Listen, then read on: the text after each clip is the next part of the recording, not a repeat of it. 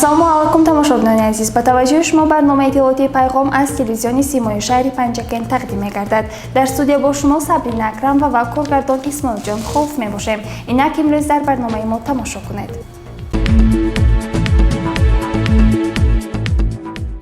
оқибатҳои офати табиӣ дар баъзе деҳаҳои ҷамоати деҳотии Ёрӣ ба пуррагӣ бартараф нашуда бошад ҳам, вале дар мавзеъҳои алоҳидаи ҷамоати деҳоти Амондара сел омад. Сел ҳамзамон ба деҳаи Ёрӣ низ зарар расонид. Ба идомаи мавзӯъ таваҷҷӯҳ намоед.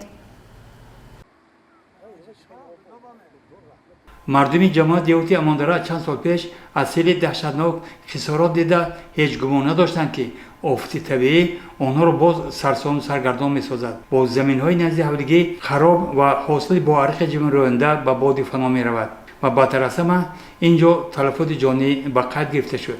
ба ин минтақа омада шоҳид будем, ки селулойқа воқеан ҳам ба касеву чизе гузашт накардаву аксар ҷоро вайрону валангор сохта буд. мардум чӣ зану чӣ мард аз заҳмати барбод рафта, хонаҳои вайрону валангор, зироатҳои зери лойқа монда афсӯс мехӯрданд. ба назди аҳолӣ зарардида омадани раиси шаҳр Абдухолиқ Холиқзода рӯҳии мардумро баланду умеди кӯмаку дастгириро бештар сохта буд. Абдухолиқ Холиқзода ҳар як арзу шикояти мардумро бо диққат шунида ба масъулону мутасаддиён супориш медод, ки нахуст ҳаҷми хисороти расида муайян, баъдан тадбирро андеша шаванд, то ки оқибатҳои офат ҳарчи зудтар бартараф карда шавад. бояд тазаккур дод, ки ҳанӯз аз лаҳзаҳои аввал бо истифода аз техникаи зарурӣ баъзе оқибатҳои офати табиӣ бартараф ва мардум ба сабру таҳаммул даъват карда шуданд. офати табиӣ ба баъзе мавзеъҳои деҳаи Ёрӣ низ хисороти ҷиддӣ расонид. хушбахтона ин ҷо талафоти ҷонӣ ба қайд гирифта нашуда бошад ҳам, вале хисороти молӣ ба манзили одамон, таги лойқа мондани майдонҳои кишоварзӣ, бозгӯ аз даҳшату ваҳшати сел буд. ин ҷо ҳам мардум муташаккил буданд, дасти ҳам мегирифтанд ва бо боварӣ ба он, ки роҳбарияти кишвар, мақомоти иҷрои ҳокими давлати вилояти соҳиқ ва шаҳри Панҷакент тадбирҳои заруриро барои бартараф намудани оқибатҳои офати табиӣ меандешад, рӯҳ афтода набуданд. боварӣ дорем, ки бо муташаккилӣ ва азми иродаи қавии мардум ва кӯмаку дастгирии мақомоти иҷрои ҳокими давлати шаҳр оқибатҳои офати табиӣ дар ҷамоатҳои деҳоти Амондара ва Ёрӣ сари вақт бартараф карда мешаванд.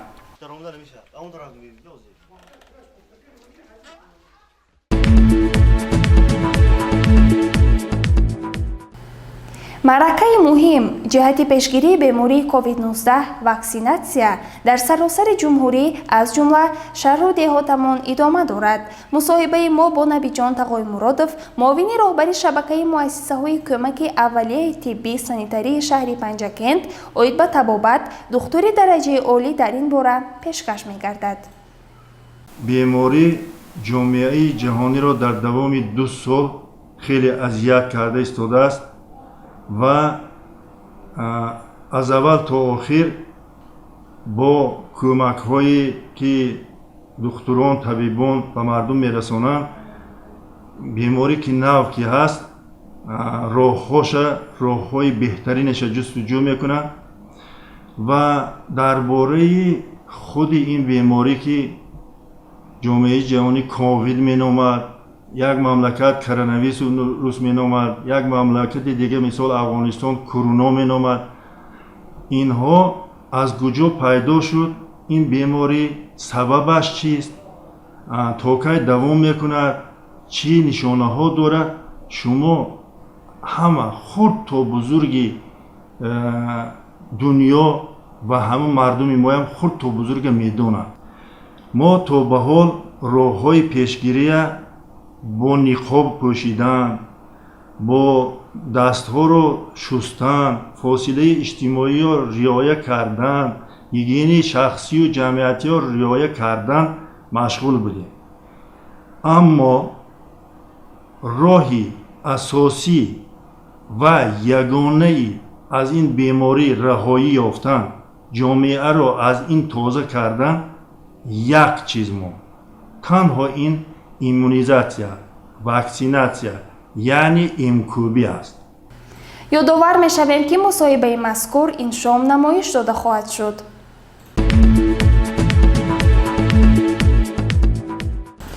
собиқадори меҳнат собиқ раиси шаҳри панҷакент абдусаттор ҷабборов дар ҷараёни сафар ба шаҳри бостониамон чанд иқдоми некро анҷом дод. гузориши хабарнигорони мо дар ҳамин бора.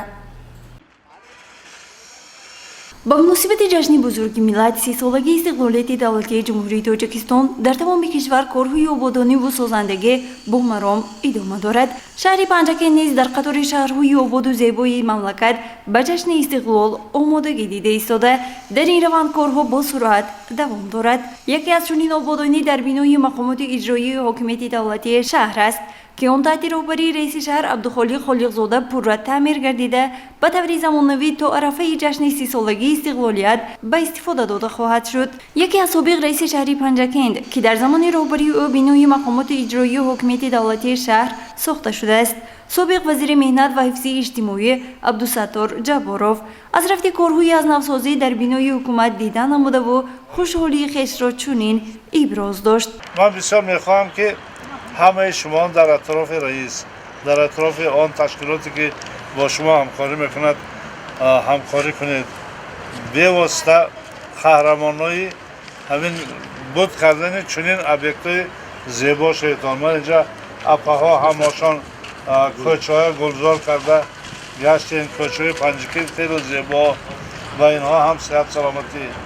ман бисёр мехоҳам ки шумо ҳаматон саломат бошедону تا روزهای 30 سالگی استقلالیت جمهوری تاجیکستان آن برنامه‌ای که از طرف رهبریت شهر و شما سپارده شده است اجرا میکنید و 30 سالگی با موفقیت پیشواز میگیرید و شما صحت سلامتی عمر دراز همه آرزوی نیک. ӯ инчунин баён намуд ки аз рафти кори сохтмончиён беандоза хушнуд гардида ба сардори участкаи сохтмонии рақами 3 Абдулло Азиз Муродов китоби тозанашри хешро ҳамчун рамзи эҳтиром тақдим намуд. Ҷабборов иқдоми хуберо роҳандозӣ намуда ба сохтмончиён аз ҳисоби хеш дар танаффуси нисфирӯза хӯроки гарм ташкил намуд. пас аз он раиси шаҳр Абдухолиқ Холиқзода бо ҳамроҳии Абдусаттор Ҷабборов ва собиқадорони меҳнат ба муассисаи давлатии хонаи-интернати Пиронсолон ва маъюбон дар шаҳри Панҷакент омаданд.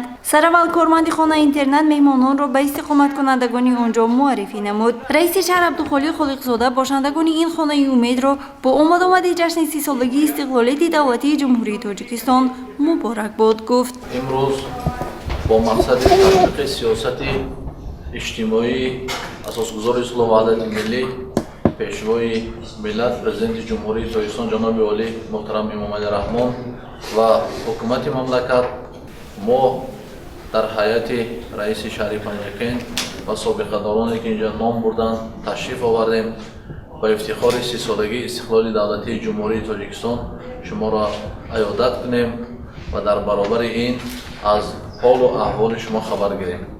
ман пеш аз ҳамаи шуморо ба муносибати таҷлили 30-солагии истиқлоли давлатии ҷумҳурии Тоҷикистон табрик мегӯям. ба ҳамаи шумо саломатӣ, умри дароз ва рӯзгори хушу гуворо таманно мекунам ва хоҳони он ҳастам ки дар ҳамин лаҳзаҳое ки дар тамоми саросари олам касалаи ковид ҳаст, шумо аз ҳамин касалӣ эмин бошедон, аз ҳама талаботҳои гигиеник яъне ки санитарие ки вуҷуд дорад бояд ҳамавақт қоидаҳои риоя карда накунем. собиқ вазири меҳнат ва ҳифзи иҷтимоӣ низ ҳозиринро бо иди истиқлолият шодбош гуфта қайд намуд ки ҳукумату давлат ҳеҷ гоҳ шахсони ба кӯмак ниёзмандро танҳо нахоҳад гузошт. зеро асосгузори сулҳу ваҳдати миллӣ пешвои миллат президенти ҷумҳурии Тоҷикистон муҳтарам Эмомалӣ Раҳмон худ таваҷҷӯҳи хоса ба ин табақаи ниёзмандӣ ҷомеъ дошта имрӯза мулоқот низ дар пайравӣ ба иқдомҳои хайрхоҳонаи президенти кишвар сурат гирифтааст. Абдусаттор Ҷабборов ба хонаи интернати Пиронсолон ва маъюбон китоби хешро эҳдо намуд ки ин ҳадияи ӯро хуш пазируфтанд.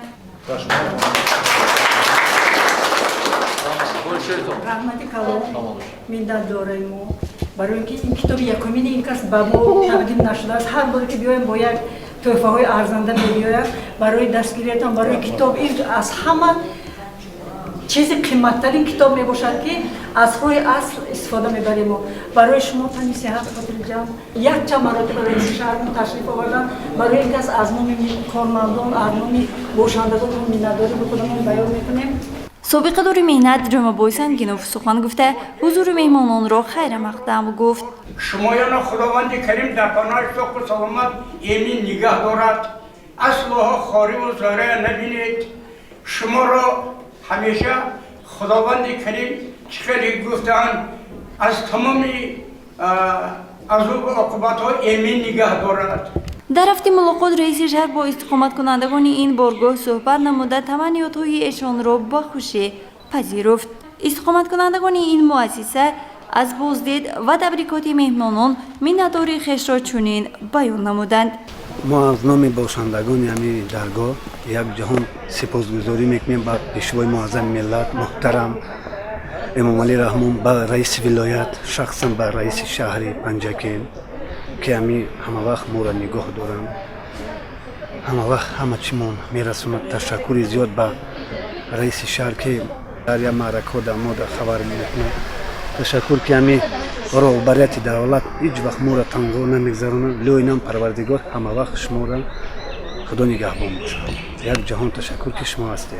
من با بسیار خدمت همینجا رئیس شهر رحمت، همین دسترخوان کدیدی رحمت، دکتر رحمت، همین خدمت کدوز من انجام رئیس و امید جان من انجام کرسوفی خرید است رحمت. من هیچ نمی اوقاتی با مزه اینجا دکتر رحمت خدمت زور میکند. چنین ایادت طبقه نیازمند جامعه باری اول نبوده اثباتی آن است که در پرتو سیاست پیشگرفته سروری دولت شخصانی خیرخواه بهر آبادان دولت و خوشحالی شخصانی یتیم و پیرانسال عملهای خیر انجام میدهند. باشد کسی چنین شخصان زیاد گردد. گزارش مرتبه رحمانوف و خیام جوریف از مؤسسه دولتی خانه اینترنت پیرانسالان و معیوبان شهر پنجکین.